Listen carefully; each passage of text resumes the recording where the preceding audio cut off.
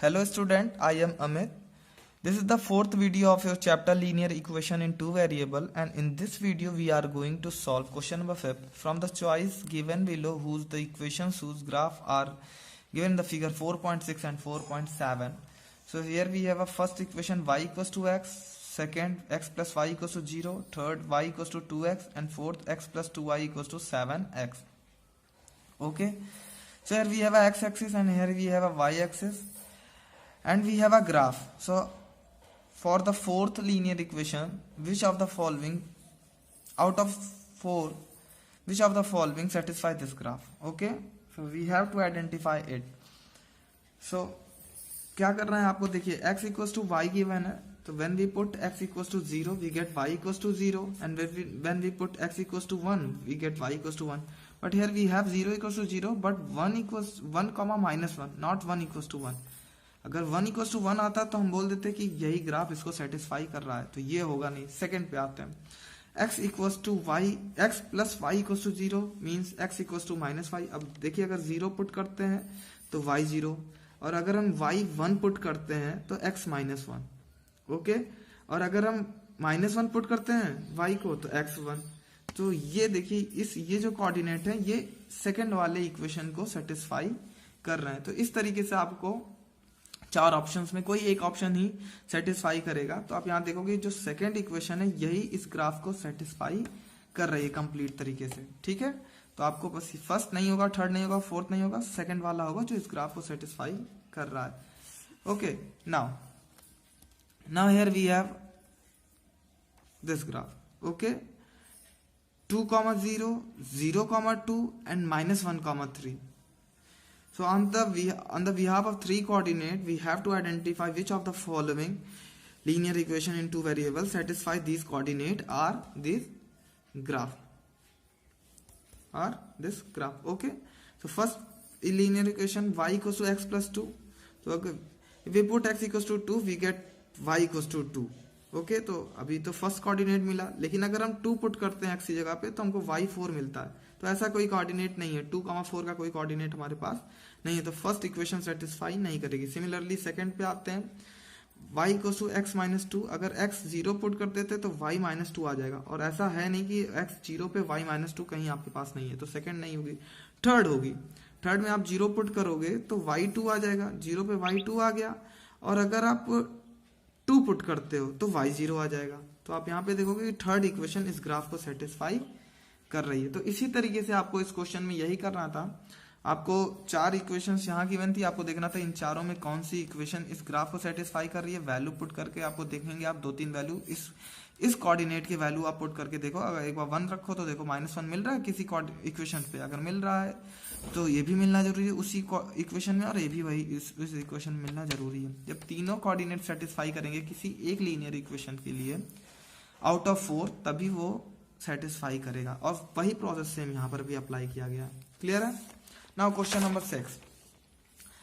If the work done by a body on application of a constant force is directly proportional to the distance traveled by a body. Work done किसी body पे depend करता है distance पर. किस पे depend करता है कि बॉडी कितनी डिस्टेंस ट्रेवल करेगी, और आपको यहाँ पे कांस्टेंट फोर्स दे रखा है.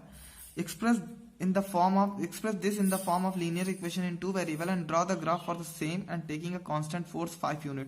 आपको ग्राफ भी ड्रॉ करना है, एक इक्वेशन बनानी है, और आपको कांस्टेंट फोर्स 5 लेना है. Also read the graph. फिर ग्राफ को रीड करते हुए आपको बताना है distance travelled by body is 2. Work done कितना होगा जब distance travelled by body 2 unit होगी और 0 यूनिट होगी. तो डिस्टेंस ट्रेवल्ड को अगर हम x ले लेते हैं, वर्क डन को y लेट करते हैं, और कांस्टेंट फोर्स आपको 5 यूनिट दे रखा है. तो आप यहाँ पे देखो, आपको दे रखा है कि y प्रोपोर्शनल टू x. जो वर्क डन है वो directly proportional to distance travel, यानी बॉडी जितना ज्यादा डिस्टेंस ट्रेवल करेगी वर्क डन उतना ज्यादा हो जाएगा. तो y इक्वल्स टू 5x. तो here we have x, y. Here we have x and y. x equals to 1, y equals to 5. जब x हमारे पास 1 है तो y 5 है, लेकिन x अगर 0 है तो y कितना है? 0. अगर x 0 है तो y कितना है? 0. क्लियर है? सो on the behalf of this information we have to draw a graph, and after that we have to answer work done. for these two distance traveled. So here we have a linear equation y equals to 5x. So when x equals to 1 we get y equals to 5, and when we have x equals to 0 y equals to 0. जब x 0 है तो y 0 होगा. Okay, तो ये हमारे पास graph है. हाँ, 0,0 का ग्राफ है और ये 1,5 का ग्राफ है. ये 1,5 का ग्राफ है. तो ये हमारे पास ग्राफ है 1 2 3 4 5 6 और यहाँ पर 1 2 पूरे 10 तक ग्राफ है. यहाँ पे हमारे पास 1,5 है. हमारे पास ये कौन सा पॉइंट है 1,5 और ये है 0,0. क्लियर है. अब आपको ऐसे ग्राफ तो बना लोगे, आपको इश्यू है नहीं. आप वहां पे 2 पॉइंट लोकेट कर दिया, आपने एक लाइन को ड्रॉ कर दिया कि ये हमारे पास लाइन है. अब आपसे कह रहा है डिस्टेंस ट्रेवल 2 होगी तो वर्क डन कितना होगा. तो आप देखो डिस्टेंस ट्रेवल 2 होगी तो आप यहाँ से स्टार्ट करते जाओ. ये स्टार्ट करते जाओगे तो आप ये देखोगे कि 10 पर आकर के मीट करेगा. 10 पे आकर के क्या करेगा, मीट कर. तो आप लिखोगे डिस्टेंस ट्रेवल 2 तो then work done is 10. And when distance travel 0 तो work done 0, then work done in that case 0. Clear? Question number 7. Yamini and Fatima, 2 students of class 9th of a school, together contribute ₹100 toward a PM relief fund to help the earthquake victim. Write a linear equation which satisfies this data. Let contribution of Yamini is X and Fatima is Y. Yamini का x मान लेते हैं, फातिमा का y मान लेते हैं. तो x plus y equals to 100. So x plus y कितना हो जाएगा, 100 हो जाएगा. So x by y equals to 50 by 50. x by y equals to, अगर हमने 50 ले लिया, आप 10 के मल्टीपल में लो, बड़ी वैल्यू लोगे तो आपके लिए ज्यादा अच्छा रहेगा. तो 50 ले लिया. और अगर x 20 ले लोगे तो y कितना हो जाएगा 80. Now you have to draw graph on the behalf of these two coordinates 50,50 and 20,80.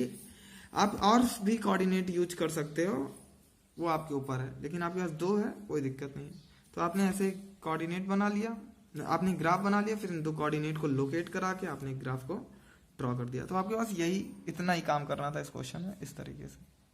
Okay, we will solve question number 8 and exercise 4.4 in the next video. Thank you.